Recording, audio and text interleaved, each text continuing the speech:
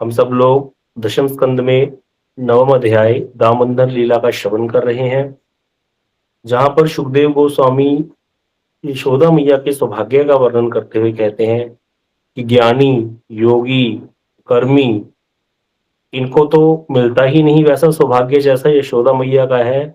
इससे ऊपर ब्रह्मा, शिव और लक्ष्मी को भी वो सौभाग्य प्राप्त नहीं है जो यशोदा मैया ने सौभाग्य प्राप्त किया इस लीला में। तो हम बता रहे हैं कि जितने भी अभी तक लीलाएं हुई, पूतना वध हुआ, शकटासुर भंजन हुआ, विश्वरूप दर्शन कराया भगवान ने और त्रिनावत का उद्धार हुआ है, इन सब लीलाओं को सुनकर के भी किसी के हृदय में संदेह नहीं हो सकता, क्योंकि यहाँ पर भगवान की सर्वशक्तिमता का परिचय होता है। तो वहां पर ऐश्वर्यमयी लीलाओं का सामंजस्य हो जाता है कि भाई भाई भगवान सर्वेश्वर है। लेकिन दामोदर लीला में जो उन्होंने दिखाया, इसका समाधान केवल एक एक गुण भगवान का, कौन सा गुण? भक्तवश्यता। भगवान भक्तों के वशीभूत हो जाते हैं, उसके अतिरिक्त नहीं हो सकता। तो इसीलिए कहते हैं जो केवल भगवान के स्वरूप के ऐश्वर्य में डूबे हुए हैं, वो कभी भी ये माधुर्य लीलाओं के तत्वों को समझ नहीं सकते। इसको अच्छे से समझा रहे हैं कैसे। श्री सत्यव्रत मुनि जब दामोदर अष्टक पाठ कर रहे हैं, उसमें उन्होंने कहा, इसलिए तीसरा जो श्लोक है दामोदर अष्टक का, इतिदृक् स्वलीला भी आनंद कुंडे स्वघोषम निमज्जनतम आख्यापयंतम तदीयशितकेषु भक्तजितत्वम पुनः प्रेमतस्तम शतावृत्ति वंदे। कहते जो इस प्रकार की लीलाओं के द्वारा, कुंडे अर्थात इस प्रकार की लीलाओं जो सारा दिन चलती रहती है ब्रज में, अपनी लीलाओं के आनंद में स्वघोषम अपने घोष अर्थात ब्रजवासियों को निमज्जनतम आत्म्यंतम निमज्जित करके रखते हैं हर समय अपनी प्रेममयी लीलाओं के द्वारा। गोष्ठ में अपने जो ब्रज में इस प्रकार की लीलाओं के द्वारा आनंदित करके रखते हैं, वहां पर क्या दिखाते हैं इन लीलाओं के द्वारा? तदीय शितगेशु भक्त जितत्वम, कि यद्यपि मैं क्या हूं, भगवान क्या है, उनको कोई जीत नहीं सकता, वो अजित है। लेकिन कहते हैं अपने भक्तों के द्वारा, शुद्ध वात्सल्य प्रेममयी भक्तों के द्वारा क्या होते हैं, हर समय वो जीते हुए रहते हैं, भगवान भक्तों के सामने हार जाते हैं। तो इस तरह से भगवान ये घोषणा कर रहे हैं अपने ऐश्वर्य निष्ठ, जो ऐश्वर्य ज्ञान निष्ठ भक्त है भगवान के, जो योगी हैं, ज्ञानी हैं, उनके सामने अपने भक्तवश्यता गुणों की घोषणा कर रहे हैं भगवान। तो यहाँ बता रहे हैं, अब भगवान का तत्व बता रहे हैं, इसको समझना पड़ेगा तभी जाकर के समझ आएगा। ये भक्तवश्यता गुण साधारण गुण नहीं है भगवान का, ये सब में नहीं हो सकता। तो यहाँ बता रहे हैं कि जिन भगवान के चरण कमलों का भजन करके योगी जो है वो क्या करते हैं, आत्मा रामता प्राप्त कर लेते हैं। आत्मा रामता क्या गुण है? जहां पर अपनी आत्मा में ही व्यक्ति रमन करने लग जाए, उसको भूख प्यास भी नहीं लगती। हमने कितने ऐसे ज्ञानियों को देखा है जो ऐसी बातें करते हैं, हम गंगा जी की मिट्टी खा के रह लेते थे। हाँ, उनको भूख ही नहीं लगती, प्यास ही नहीं लगती, किसी भी प्रकार का उनके संसारिक भोगों के प्रति कोई आसक्ति नहीं होती। तो बोले जिन भगवान के चरण कमलों का ध्यान करके योगी आत्मारामता प्राप्त कर लेते हैं, वैसे आत्मारामों के भी परमाराध्य है। आत्मारामता कहाँ से मिली? प्रभु से मिली, कृष्ण के चरण कमलों का भजन करने से मिली, उनके चरणों का ध्यान करने से मिली। वो आत्मारामता जो आत्माराम योगी हैं, उनके परम आराध्य आत्माराम शिरोमणि हुए ना भगवान। तो फिर वो आत्माराम शिरोमणि भगवान क्या कर रहे हैं? भोग से पीड़ित होकर के यशोदा मैया का स्तनपान करने के लिए ललायित हो रहे हैं। तब समझ में आता है ना, अच्छा भाई क्यों? अब कोई कहे ठीक है भाई, भगवान को भूख लगे, क्या हो गया, इसमें क्या बड़ी बात है? नहीं, भगवान को भूख नहीं लगती। कभी भी योगी ज्ञानी ये बात नहीं समझ सकते कि भगवान को भूख क्यों लगी। अरे जिनका भजन करके भूख प्यास नष्ट हो जाती है साधारण जीवों की, हाँ, उनको उनको क्यों भूख लगेगी? वो तो आत्माराम है भगवान। तो इसीलिए कहते हैं भगवान क्या है, ललायित रहते हैं, नित्य तृप्त है भगवान, आत्मकाम है वो, उनको किसी की कोई प्रकार की कामना नहीं है। नित्य तृप्त होकर के भी यशोदा मैया का स्तनपान करने के लिए सदा ही ललायित तृप्त रहते हैं। और सत्व विग्रह होकर के भी कहते क्या होते हैं, अगर यहाँ पर जो यशोदा मैया उतार करके कृष्ण को छोड़ करके दूध उतारने चलेगी तो क्रोध करते हैं भगवान, क्रोधित हो जाते हैं। समस्त संपदाओं की अधिष्ठात्री जो लक्ष्मी है, जिनके चरणों की सेवा का अधिकार पाने के लिए तपस्या कर रही है आज भी ब्रज में, तो कहते वो मक्खन चोरी करते हैं। और जिनके भय से महाकाल भी भयभीत रहता है, वो यशोदा मैया के डर से भागते हैं ब्रज की गलियों में, सर्वव्यापी होकर के भी जो भागते हैं, और अनंत करोड़ ब्रह्मांडों के आश्रय होकर के जो यशोदा मैया के बंधन में आबद्ध हो जाते हैं। ऐसे इस प्रकार भगवान में यहाँ पर क्या दिखा कि भगवान आत्माराम भी हैं, भगवान परराम भी हैं। आत्माराम जिसको किसी की आवश्यकता नहीं, परराम मतलब जिसको आवश्यकता है, यहाँ यशोदा मैया की आवश्यकता है भगवान को। जरूरत है। तो भगवान में विरुद्ध गुणों का समावेश है, परस्पर विरोधी धर्मों का समावेश रहता है प्रभु के अंदर। इसीलिए भगवान के लिए श्लोक है वेद में, अनोर अनियान महतो महियान। भगवान अनु से अनु है, बृहद से बृहद है, मतलब बड़े से बड़े हैं और छोटे से छोटे हैं बहुत। तो इसीलिए एक श्लोक और है, पूर्व पुराण में श्लोक दिया गया है, अवर्ण सर्वथा प्रोक्त श्यामो रक्तांत लोचन, कि भगवान तो अवर्ण है, उनका कोई वर्ण नहीं है, लेकिन फिर भी कहते श्याम पीतादि वर्ण भगवान का वर्णन आता है, कमल लोचन है भगवान। हाँ, कहते जबकि उनके कोई नेत्र नहीं है बता रहे, फिर भी बताया गया कि वो कमल लोचन है, कमल जैसे नेत्र है उनके। ऐश्वर्यो योगाद भगवान विरुद्धार्थो अभिधीयते, कि अचिंत ऐश्वर्य के कारण उनके अंदर परस्पर विरुद्ध धर्मों का समावेश देखा जाता है, इसी से यह सामंजस्य हो सकता है। तो ये बात सिर्फ भक्तों को पता है कि भगवान के अंदर परस्पर विरुद्ध धर्म है। ज्ञानियों के लिए तो भगवान आत्माराम ही है, योगी भगवान को आत्माराम ही मानते हैं, इससे ऊपर नहीं मानते। तो इसीलिए यहाँ पर भक्त जो है भगवान को भोग भी लगाते हैं, 5 बार भोग लगता है, 3 बार आरती होती है मंदिर में। लेकिन ज्ञानी तो ऐसा नहीं करेगा, उसके लिए तो भगवान को भोग लगाने की जरूरत ही नहीं है, वो तो कहते हैं भगवान को भूख ही नहीं लगती। लेकिन भक्त क्या करते हैं, सर्दी में भगवान को गर्म पानी से नहलाएंगे, गर्मी में ठंडे पानी से नहलाएंगे, जैसे बिल्कुल एक यथायथ सेवा होती है वैसे ही सेवा करते हैं भक्त। तो यही भाव है ब्रज का।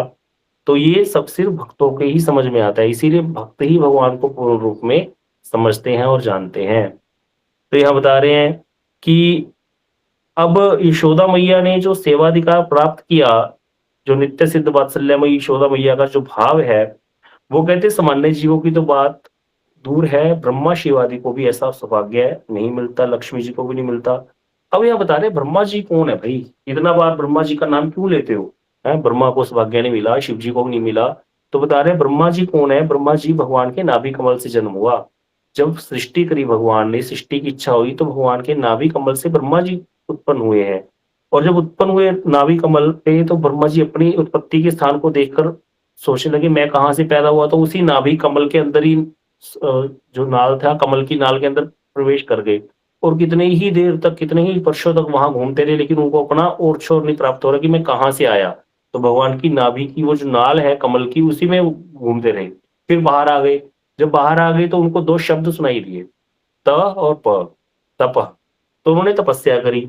जब तपस्या करी तो फिर उनको भगवान ने अष्टादशाक्षर मंत्र, गोपाल मंत्र का उपदेश दिया। सबसे पहला मंत्र जो भगवान ने दिया, किसको दिया? ब्रह्मा जी को दिया। कितना बड़ा बात है, ब्रह्मा जी का कितना सौभाग्य। कहते ब्रह्मा जी को वो मंत्र दिया, और फिर उस मंत्र का जप करते हुए ब्रह्मा जी ने सिद्धि प्राप्त की और वैकुंठ धाम का दर्शन किया, भगवान के धाम का दर्शन किया। फिर भगवान ने उनको सृष्टि कार्य करने के लिए प्रेरित किया और सृष्टि कार्य करने के लिए ज्ञान भी प्रदान किया। चतुर्श्लोक की भागवत ब्रह्मा जी को भगवान ने सुनाई है। तो यहाँ बता रहे हैं कि जितना वेदों का ज्ञान किसको ब्रह्मा जी को दिया, किसने दिया? भगवान ने दिया।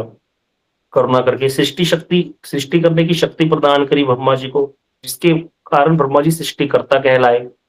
अब कहते जितने भी, अब उसके बाद हम सब लोग जो हैं वो ब्रह्मा जी की सृष्टि में है, तो जितने भी जीव हैं वो सारे क्या करते हैं, जो सौभाग्यवान जीव है जिनको दीक्षा हो जाती है, उनको गोपाल मंत्र मिलता है। जितने भी गोपाल मंत्र के उपासक हैं, वेदोक्त कर्म है, ज्ञान है, जितने भी सब कुछ जो चल रहा है संसार में, उन सब अनुष्ठानों के आदि गुरु कौन हुए? ब्रह्मा जी हुए कि नहीं हुए? क्योंकि ब्रह्मा जी से तो आया सबको ज्ञान। आगे ब्रह्मा जी ने नारद जी को दिया, नारद जी ने वेद व्यास जी को दिया, वेद व्यास जी, हम जो सुबह गुरु परंपरा का पाठ करते हैं, तो सब जगह से ब्रह्मा जी से ही ज्ञान आया, क्योंकि वो क्या है, सबके गुरु हैं। वेदों का ज्ञान भी ब्रह्मा जी से सबने प्राप्त किया। इस प्रकार के थे गोपाल मंत्र हो गया, वेद हो गया, सब कुछ परंपरागत ब्रह्मा जी से आया है जगत में। और ब्रह्मा जी ने अनेक प्रकार से भगवान की कृपा को प्राप्त किया है। इस बात में कोई अतिशयोक्ति नहीं है कि ब्रह्मा जी को सब कुछ भगवान ने प्रदान किया ये। लेकिन माँ यशोदा ने जैसे जननी होकर के भगवान की पुत्र रूप में उनका जो लालन पालन करके सौभाग्य प्राप्त किया है ना, वह ब्रह्मा जी के लिए कल्पना कल्पना करने पर भी संभव नहीं है, कल्पना भी नहीं कर सकते ब्रह्मा जी। इसीलिए श्री रूप गोस्वामी पाद कहते हैं, यद्यपि समाधिषु विधिरपि पश्यति ना तब नखाग्र मरीचम। ब्रह्मा भी समाधि में आप चाहे तो अपने तप के द्वारा आपके नख का अग्रभाग का भी दर्शन नहीं कर सकते। उन भगवान को जो इतने दुर्लभ हैं, जो इतने दुष्प्राप्य हैं उनको यशोदा मैया बांध देती है। तो इसीलिए यहाँ पर क्या है, यशोदा मैया का बंधन यहाँ पर बता रहे हैं कि यशोदा मैया का कैसा सौभाग्य है। फिर आगे बता रहे हैं कि ब्रह्मा जी का जो पद है ये कैसे प्राप्त होता है। तो शास्त्र में जो बताया गया बात वो ये है कि अगर कोई व्यक्ति 100 अश्वमेध यज्ञ करता है निर्विघ्न रूप से, तो उसको इंद्र पद की प्राप्ति हो जाती है शरीर त्याग करने के बाद। और इसी प्रकार अगर कोई व्यक्ति 100 जन्मों तक वर्णाश्रम धर्म का सही सही तरीके से पालन करे तो वो ब्रह्मा जी के पद को प्राप्त होता है। एक वर्णाश्रम धर्म क्या होता है? 4 वर्ण है, ब्राह्मण क्षत्रिय वैश्य और शूद्र, और 4 आश्रम है। कौन कौन से? ब्रह्मचर्य, गृहस्थ, वानप्रस्थ और संन्यास।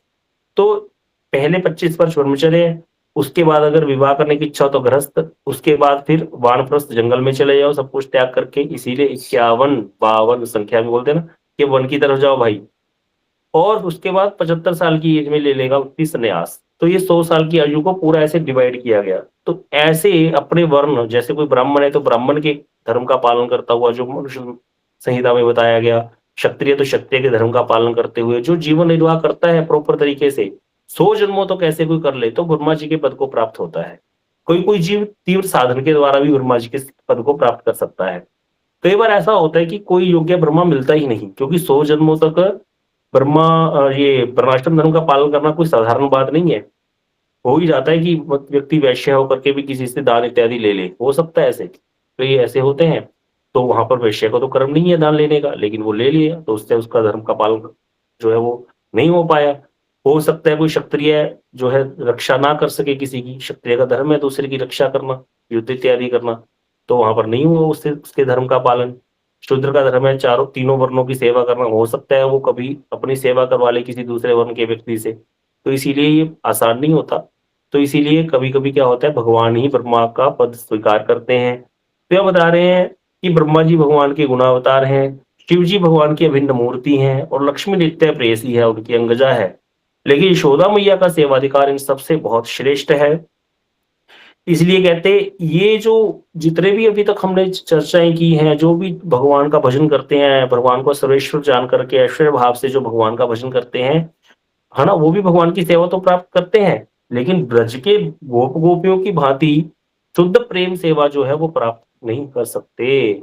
उसके लिए हमें ब्रजवासियों के भाव के प्रति लोभान्वित होना जरूरी है, ब्रज भाव के प्रति हमारा लोभ आना बड़ा जरूरी है। इसीलिए गुरुदेव बार बार ये कथाएं श्रवण कराते थे भागवत जी की, क्योंकि कहते जब तक ये कथाएं हम श्रवण नहीं करेंगे किसी रसिक वैष्णव के मुख से, तब तक हमारे अंदर वो लोभ जागृत हो ही नहीं सकता। क्योंकि अन्य कोई ज्ञानी, अन्य कोई कर्मी व्यक्ति, कर्म कांड में लिप्त व्यक्ति ये भागवत के साथ न्याय कर ही नहीं सकता। कोई व्यक्ति ज्ञानी हो, भागवत की कथा करता हो, वो क्या समझाएगा किसी को भागवत जी का क्या तत्व है, जब तक उसको पता ही नहीं ब्रज भाव क्या है। इतने ही आज तो ईंट उठाओ तो कथावाचक मिलते हैं, कथावाचकों की कोई लाइन लगी हुई है, क्या सभी वो ब्रज भाव प्रदान कर सकते हैं? हमने कितने कथावाचकों से सुना। एक बार किसी कथावाचक ने रासलीला का वर्णन किया भगवान की, तो हमने उनको पूछा, भैया महाराज जी ये बताइए भगवान का रूप है कि नहीं है? बोले हाँ, कहीं पढ़ो तो लगता है नहीं है, कहीं कहीं ऐसे भी श्लोक दिए गए हैं कि लगता है भगवान का रूप है। इसमें कुछ समझ आता नहीं है ज्यादा। हाँ, तो इस तरह से उनको भी क्लियर नहीं है, तो वो हमारे को क्या समझाएंगे? तो इसीलिए ये जो ज्ञान है, यह जो भक्ति की बात है, यह जो ब्रजवासियों के प्रेम की बात है, जब तक ये आचार्यों को टीकाएं श्रवण नहीं करेंगे रसिक वैष्णव के मुख से, जैसे हमारे पूज्यपाद भक्तिनाथ श्रीधर महाराज जी हैं, पूज्यपाद परमेश्वर प्रभु जी हैं, जो जितने भी हमारे आचार्य हुए हैं गुरु वर्ग, इनके मुख से जब श्रवण करते हैं इन कथाओं को, तभी वो भाव को किंचित हम स्पर्श कर सकते हैं। इस प्रकार की व्याख्या हमने कभी सुनी ही नहीं थी भागवत जी की। कथाएं तो पता थी, सुना था, सब टीवी में भी देखा था, लेकिन इतना सौभाग्य का वर्णन कैसे है यशोदा मैया का सौभाग्य, ये कभी सुनने में नहीं आया था, ना ही कभी विचार आया था इस प्रकार का मन में। तो बता रहे हैं कि यहाँ पर कहते कभी देखा किसी ने कि ब्रह्मा जी या शिव जी या लक्ष्मी जी कर्म और ज्ञान का अनुष्ठान करते हो? नहीं, ऐसा हो ही नहीं सकता है। ब्रह्मा जी कर्म का अनुष्ठान करेंगे या ज्ञान का अनुष्ठान करेंगे, ज्ञान कांड, योग कांड, कर्म कांड में तो तीनों नहीं फंसने वाले, ना ब्रह्मा जी, ना शिव जी, ना लक्ष्मी जी। और भुक्ति मुक्ति या सिद्धि की भी कोई कामना नहीं करते। हाँ, जो इनकी कृपा प्राप्त करना चाहते हैं ब्रह्मा जी से, वो भुक्ति ले लेते हैं, मुक्तियाँ ले लेते हैं ब्रह्मा जी से, शिव जी मुक्ति प्रदान कर देते हैं राम नाम के बल पर काशी में, वो हो सकता है। लेकिन स्वयं तो ये मुक्ति की कामना भी नहीं करते, सिद्धि की कामना भी नहीं करते, ना ही मुक्ति की कामना करते हैं ब्रह्मा जी, शिव आदि। लेकिन फिर भी कहते सबको दे देते हैं सब कुछ, लेकिन ये जो सेवा प्राप्ति का जो लोभ है, ये इनके हृदय में रहता है। रहने पर भी कहते ब्रह्मा जी 4 मुखों से, शिव जी 5 मुखों से कृष्ण के गुणगान गाते रहते हैं, है ना? लेकिन फिर भी उनको ये सौभाग्य प्राप्त नहीं होता। एक लीला याद आती है, यहाँ रास लीला होती है ब्रज में कभी-कभी, बड़ा सुंदर। जब कभी आप आओ तो दर्शन कीजिएगा। तो अ, फतेह सिंह जी हैं, एक बड़ी अच्छी रास कराते हैं, चैतन्य महाप्रभु जी की लीलाओं को, वो बड़ा सुंदर दर्शन कराते हैं वो। तो उनकी रास बड़ी सुंदर है, बहुत अच्छे से, बड़ी विधि पूर्वक वो दिखाते हैं सब कुछ शास्त्र सम्मत। तो यहाँ पर जब सावन का महीना होता है ब्रज में, तो लास्ट के जो 15 दिन होते हैं, शुक्ल पक्ष के, तो वहाँ 15 दिन लीला चलती है। राधा रमन जी का मंदिर के पास ही जयसिंह घेरा है, तो वहाँ लीला होती है। तो वहाँ एक बार लीला दिखाई कृष्ण लीला में। सुबह तो होती है चैतन्य महाप्रभु जी की लीला, गौरांग लीला, और शाम को होती है कृष्ण लीला। तो दर्शन करा रहे हैं कि गोपी जो है, उसको क्या है, वो गोबर इकट्ठा कर रही है। अब गोबर इकट्ठा करके उसको लेकर के जाना है, उसमें भर के, प्रात क्या बोलते हैं उसको, तसला बोलते हैं, जो भी बोलते हैं। उसको उसमें तसले में डाल करके, परात में डाल करके गोबर लेके जाना है। तो वो उठाने लगी, तो उससे उठाया नहीं जा रहा, भारी हो गया। तो कृष्ण को बुलाती है। कृष्ण को क्या कह के बुलाती है? कृष्ण कह के नहीं बुलाती, लाला कह के नहीं बुलाती, बाप का नाम लेके बुलाती है। ए नंद के, किसी को किसी के बाप का नाम लेके बुला के दिखाओ, आज बाहर जाके बोल के दिखाना किसी किसी के बाप का नाम लेके, लड़ाई हो जाएगी उसी समय। और यहाँ गोपी कृष्ण को क्या कहती है? ए नंद के। तो कृष्ण कहते हैं हाँ बता क्या कहती है। नाराज नहीं होते।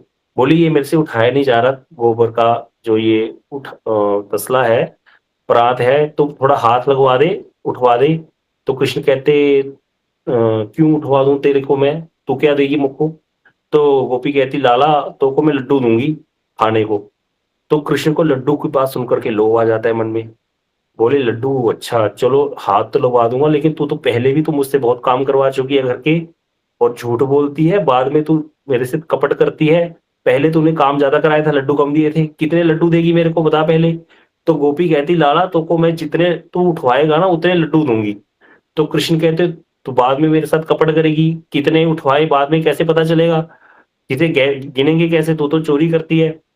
तो गोपी कहती लाला तेरे मुख पे ना मैं क्या करूंगी, जितने उठवाएगा उतने गोबर के टिक्के लगा दूंगी छोटे छोटे, बाद में गोबर के टिक्के उतार करके उनको गिन लेंगे, और उतने लड्डू तेरे को मैं दे दूंगी। तो बड़ा सुंदर, यहाँ बरसाना में हम जब रहते थे तो ये गाते थे भजन, निक हेल ऊंचाए जा रे छोरा नंद जू के। निक हेल ऊंचाए जा रे, निक मतलब थोड़ा सा हाथ लगवा दे, हेल ऊंचाए जा मतलब उठवा दे, छोरा नंद जू के, ए नंद के छोरे, नंद के छोरे मेरे से थोड़ा हाथ लगवा दे। तो वहां पर बड़ा सुंदर भाव है इस भजन के प्रति। अब ऐसे ही वो उठवाती रहती है कृष्ण से, कृष्ण भी भाग भाग करके काम करवाते हैं उसके साथ, और वो मुख पे ठाकुर जी के यहाँ यहाँ सब जगह पे गोबर के छोटे छोटे लगा देती है, ठीक है। और इस लीला को दर्शन कर रहे हैं ब्रह्मा शिव इत्यादि, नारद जी ऊपर खड़े, और उनसे रहा नहीं गया, लोभ हो गया, ब्रज में आ गए, प्रवेश कर गए, आकर के सामने प्रकट हो गए। अब किसी को तो दिख नहीं रहा, भगवान को तो दिख रहा है सब। भगवान अपने रूप में प्रकट होकर बोले बताओ भाई। बोले प्रभु रहा नहीं गया, लोभ हो गया आपकी लीला को देख करके, ऐसी सुंदर लीला यहाँ पर ब्रज में चल रही है। तो ठाकुर जी कहते हैं अच्छा बताओ क्या चाहते हो? बोले प्रभु जी आप हमको कोई सेवा प्रदान कर दो, यहाँ ब्रज में हमको भी दे दो कोई सेवा। तो ठाकुर जी कहते तुम्हारी सेवा यही है, तुम यहाँ से निकलो जल्दी। हम यहाँ ब्रज में अपने परिवार के साथ आनंद, ये ब्रज है भगवान का घर है, तो यहाँ पर सबका प्रवेश नहीं है। ब्रह्मा शिव इत्यादि भी लोभान्वित रहते हैं इन लीलाओं में प्रवेश करने के लिए। तो यहाँ ये बताया कि ब्रह्मा जी कर्मी नहीं है, वो भोग नहीं चाहते भगवान से, अगर उनका भजन करते हैं। शिव जी कोई उनसे मुक्ति नहीं चाहते, वो तो स्वयं मुक्ति प्रदाता है। ब्रह्मा जी भोग प्रदाता है, शिव जी का भजन करने वालों को संसार की सब संपदाएं प्राप्त हो जाती हैं। हाँ, लेकिन कहते हैं भुक्ति मुक्ति सिद्धि ये प्राप्त नहीं करना चाहते भगवान से। क्या प्राप्त करना चाहते हैं? प्रेममयी सेवा, सेवा प्राप्ति का लोभ उनके हृदय में हर समय रहता है, लेकिन फिर भी वो प्राप्त नहीं कर पाते। उसी लोभ से हमेशा ग्रस्त रहते हैं कि हमें मिल जाए वो वाला लोभ। लेकिन वही वाला जो है, गोपियां को मिला वो वाला प्रेम, वो वाला सौभाग्य यशोदा मैया को मिला, यह है बताने का यहाँ पर ये चेष्टा की गई है। इसीलिए समझना चाहिए कि ब्रह्मा शिव का नाम क्यों लिया जाता है, क्यों ये साधारण नहीं है भैया। ये कोई भगवान का भजन ब्रह्मा जी जिस पद पर हैं, उस पद पर बैठे भगवान का भजन जब करते हैं, तो उनसे कोई मुक्ति या सिद्धि या कोई भुक्ति नहीं चाहते भगवान से। सेवा ही चाहते हैं प्रेम में, लेकिन उनको वो सेवा प्राप्त होती नहीं है। तो इस तरह से यहाँ बता रहे हैं भगवान ने उद्धव जी को बोला है, ना साध्यति माम योगो, ना सांख्य धर्म उद्धव, ना स्वाध्याय तपस्त्यागो यथा भक्ति मम ऊर्जिता।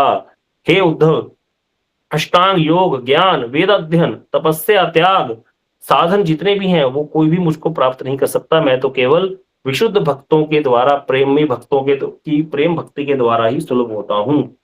तो इस तरह से यहाँ पर भगवान के ये रूप का सुंदर ये कथा का वर्णन हुआ। अब आगे बता रहे हैं कि कृष्ण को तो यशोदा मैया ने बांध दिया। हाँ, यशोदा मैया के सौभाग्य का वर्णन करते हुए सुखदेव गोस्वामी आगे बता रहे हैं कि पहले तो यशोदा मैया ने कृष्ण की कमर पर रस्सी लपेटी, ठीक है, पीछे पीठ पे गांठ लगा दी। समझना है इसको कैसे बांधा कृष्ण को, और उसके बाद जो रस्सी आगे बढ़ी तो उसको खींच करके यशोदा मैया ने उखल से बांध दिया पीछे से। अब कृष्ण अकेले सिर्फ पेट ही बंधा होता तो शायद अपना खोल भी लेते पीछे हाथ वाथ करके। यशोदा मैया ने बांध दिया कृष्ण को, अब यहाँ पर खोल नहीं सक रहे। और यशोदा मैया ने कृष्ण को जब बांध दिया तो वो निश्चिंत हो गई अब कि चलो अब चंचल बालक अब ये कहीं भाग भी नहीं जाएगा, क्योंकि कृष्ण ने बोला था, भैया तो मुझे बानर बंधु बोलती हो ना, मैं जंगल में ही चला जाता हूँ, वन में ही चला जाता हूँ, मानरों के साथ ही रहूंगा, घर पे रहूंगा ही नहीं। तो यशोदा मैया ने देखा, अरे बच्चा तो अभिमान युक्त वचन बोलने लग गया, कहीं सच में घर छोड़ के ना चला जाए, फिर इसको कहाँ ढूंढेंगे। इसीलिए यशोदा मैया ने सोचा था मैं लाला को बांध देती हूँ। और कहती अब माखन चोरी भी नहीं करेगा, भाग भी नहीं सकता। अब मैया सोचने लगी, निश्चिंत हो गई कि चलो अब खाया भी इसने कुछ नहीं है, भूख भी लग गई होगी, कोई व्यवस्था करती हूँ भोजन की लाला के। और घर का सारा काम भी पड़ा हुआ है क्योंकि दास दासियां तो है नहीं। इसीलिए यशोदा मैया जितनी भी दासियां गोपियां घर में आई हुई थी उन सबको बोलती है कि चलो अपना अपना काम करती हैं, अब ये इसको यहीं बंधा रहने दो। अब यशोदा मैया का आदेश आ गया गोपियों को कि इसको बंधा रहने दो। तो गोपियाओं की इच्छा तो नहीं थी लाला को छोड़ करके जाने की, लेकिन इच्छा ना होने पर भी गोपियां अपने अपने घरों को जाने लगी। यशोदा मैया दोबारा कृष्ण को भय दिखाती हुई बोलती है, विष्णु पुराण में श्लोक है, यदि शक्नोषि गच्छ तो अचरे चंचल चेष्टितम। अरे चंचल बालक, मैं तुझे बांध कर जा रही हूँ, यदि तुझ में शक्ति है तो इस बंधन को खोलकर मक्खन चुराने के लिए जाके दिखा मेरे को। इस तरह बोल करके अंदर चली गई यशोदा मैया घर के। ये तो बाहर आंगन है कृष्ण के घर का जहां पर बांधा है, तो अंदर चल जा जाके घर के कामों में मन लगाने लगी। अब यहाँ पर यशोदा के साथ जितनी भी गोपियां थी वो भी आई हुई थी, वो भी अपने अपने घर जाने लगी। तो जाते जाते कृष्ण को बोली, नीलमणि फिर कभी मक्खन मत चुराना और दही के मटके मत फोड़ना इस प्रकार से। अब यहाँ बता रहे हैं कि जिनके माया जाल में अनंत कोटि ब्रह्मांडों के बहिर्मुख जीव अनादि काल से बद्ध हैं, हम बहिर्मुख जीव जो संसार में फंसे हुए हैं उनके माया जाल के बंधन में बद्ध है अनंत कोटि जन्मों से, जिनकी कृपा डोर से। अब एक तो संसारी जीव बद्ध है माया के जाल से, और दूसरे कौन बद्ध हैं, भक्ति के प्रेम में भक्ति के कारण बद्ध है। कौन, भक्त भगवान के, जिनकी कृपा की डोर से अनंत कोटि ब्रह्मांडों में जो भक्त हैं और वैकुंठ के भक्त चिरकाल से बंधे हुए हैं, जिनके चरणाश्रय से जीवों के बंधन खुल जाते हैं, वो सर्वेश्वर सर्वनियंता श्री हरि माँ यशोदा की जो डोरी है उसमें बंध करके नंद भवन में निर्जन स्थान पर बैठे हैं, असहाय की भांति खड़े हैं चुपचाप ऐसे डर के कृष्ण, और सैकड़ों प्रयास करके भी उस बंधन से मुक्त नहीं हो पा रहे हैं। अब यशोदा मैया तो चली गई, पीछे पीछे कृष्ण के सखा आ गए। अरे वो तो हंस रहे हैं लाला को देख करके, सारे निकट उपस्थित हो गए। कृष्ण ने कहा, अरे सखाओ, तुम लोग यदि थोड़ा सा प्रयास करो तो मैं बंधन से मुक्त हो सकता हूँ। अब कृष्ण बहुत चतुर है भाई, ये बहुत चंचल है। एक एक गोपी का देख लिया था कौन कौन रस्सी लेके आई थी कृष्ण ने, एक एक गोपी का देख लिया था कौन कौन मुझे बांधने के लिए रस्सी लेके आई है। एक एक सबके नाम नोट है ठाकुर जी को। बता रहे हैं अगर तुम ये थोड़ा प्रयास करो ना, मेरे साथ मेरी हेल्प करो, तो मैं बंधन से मुक्त हो सकता हूँ। मैया ने मेरे ओखल के साथ मेरा उधर बांध दिया है तो मेरा हाथ नहीं पहुंच रहा। कृष्ण कहते तुम पीछे जाकर उखली का बंधन खोल दो, उधर का बंधन तो मैं खोल लूंगा और फिर बाहर आ जाऊंगा। और जिस जिस गोपी ने रस्सी चुराकर अपने घर से रस्सियां लेकर आई थी ना, जो जो गोपी, सबके घर में जाऊंगा, सबका माखन चुराऊंगा और सबके दही के बर्तन जो है तोड़ के आऊंगा आज। ये सारी प्लानिंग कर चुके हैं कृष्ण। अब कृष्ण की बात सुनकर के जो सखा है वो पीछे जाकर यशोदा मैया के जो तरफ भी देख रहे हैं, अंदर घर की तरफ भी देख रहे हैं कि अंदर से आना जाए, हमको भी बांध देगी। और भयभीत होकर के बार बार जो है रस्सी की गांठ को खोलने का प्रयास कर रहे हैं, और रस्सी तो बहुत तेज बांधी हुई है मस्त मैया ने। और कृष्ण के सखा वो भयभीत है, चंचल है, अंदर देख रहे हैं कि यशोदा मैया बाहर ना आ जाए। तो खोल नहीं पाए रस्सी को, क्योंकि जो वात्सल्य रस का बंधन है वो सख्य रस नहीं खोल सकता। इसके पीछे यह भी भाव है। तो मैया का बंधन बड़ा ही कठोर है। कृष्ण को सखा कहने लगे, लाला हम इसको किसी भी प्रकार खोल नहीं पा रहे हैं। तो यहाँ बता रहे हैं कि यह भगवान की इच्छा ही है, ऐसे बंधे रहना, क्योंकि भगवान भक्त की इच्छा के विरुद्ध कुछ कार्य करते नहीं है। यशोदा मैया की इच्छा है भगवान बंधे रहे, तो भगवान बंधे ही रहेंगे। उसी समय आंगन में खड़े हुए दो वृक्ष, अर्जुन जमला अर्जुन के वृक्ष हैं, उन पर भगवान की दृष्टि पड़ी। अब उनकी सर्वज्ञता शक्ति ने उनको जना दिया भगवान को, हे दामोदर, ये दोनों वृक्ष, अर्जुन के वृक्ष जो हैं, आपकी कृपा पाने के लिए देव परिमाण से 100 वर्ष और मनुष्यों के परिमाण से 36,000 वर्ष तब से अपनी भुजाएं उठाकर तपस्वियों की भांति यहाँ पर खड़े हैं गोकुल में, और आप इनका उद्धार कीजिए। ये पूर्व जन्म में कैलाशपति शंकर के जो अनुचर हैं कुबेर, उनके पुत्र हैं नलकूबर और मणिग्रीव, इसीलिए इनका नाम ये नलकूबर मणिग्रीव था। धन के मद में मत होकर के इन्होंने आपके प्रिय भक्त नारद मुनि का चरणों में अपराध किया था, जिसके फलस्वरूप नारद ऋषि ने इनको श्राप दिया था। उसी कारण से ये अर्जुन के वृक्ष बन करके यहाँ पर इन्होंने जन्म लिया। 36,000 वर्ष मनुष्यों के हो गए हैं, इनको देवताओं के 100 वर्ष हो गए हैं। तब से ये सर्दी गर्मी आदि तूफान सब कष्टों का भोग कर रहे हैं। यदि आपकी कृपा दृष्टि हो जाए तो ये बंधन से मुक्त हो जाएं। भगवान की सर्वज्ञता शक्ति ने भगवान को ये जना दिया, कृष्ण को।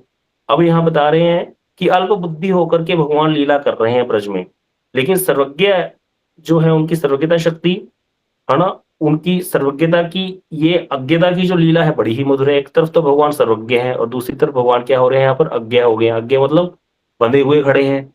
तो इसीलिए कहते यहाँ पर जो सर्वज्ञता शक्ति जो है, उसने जब कहा तो भगवान ने कहा मुझे तो इनका उद्धार करना ही पड़ेगा। इसीलिए वो घुटनों के और हाथों के बल अपने ओखली को खींचने का प्रयास करने लगे, लेकिन खींच नहीं पाए। तो यहाँ भागवत जी में वर्णन नहीं है किस प्रकार से भगवान वहां पहुंचे हैं। तो यहाँ बता रहे हैं विष्णु चक्रवर्तीपाद जी, सखाओं को प्रभु ने बोला है, सखाओ आगे से ओखल को मैं खींचता हूं, पीछे से तुम लोग जोर लगाओ, धक्का लगाओ। इस प्रकार खींचते हुए हम क्या करेंगे, दोनों वृक्षों के बीच में से ले जाते हैं इस मैं इसको, और फिर वहां से क्या होगा, ये ओखल तो फंस जाएगा बीच में वृक्षों के, और मैं आगे निकल कर इसको जोर लगा करके खींचेंगे हम लोग। दूर से खींचूंगा जोर से, जिससे रस्सी टूट जाएगी, और फिर हम लोग जो है ऊधम मचाएंगे ब्रज में। इस प्रकार जो है कृष्ण ने कहा सखाओं को। समय हो गया है, कल कथा श्रवण करेंगे आगे की हम। वांछा कल्पतरुभ्यश्च कृपा सिंधुभ्यश्च पतितानां पावनेभ्यो वैष्णवेभ्यो नमो।